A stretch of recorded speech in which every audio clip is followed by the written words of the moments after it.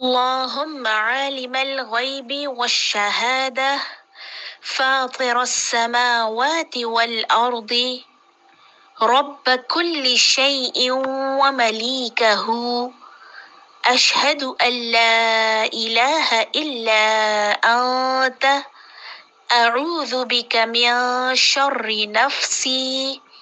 ومن شر الشيطان وشركه وأن أقترف على نفسي سوءا او اجرہ الی مسلم۔ اے اللہ، آسمانوں اور زمین کے پیدا کرنے والے،